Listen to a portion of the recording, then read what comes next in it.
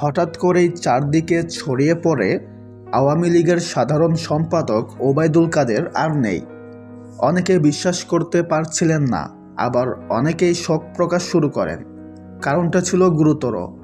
কিছুদিন আগেই অসুস্থ হয়ে তাকে দেশের বাইরে ভারতের কলকাতায় হাসপাতালে ভর্তি করা হয়।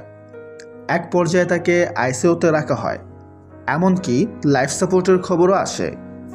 এই অবস্থায় তার মৃত্যু নিয়ে গুঞ্জন ছড়িয়ে পড়াই স্বাভাবিক হয়ে ওঠে।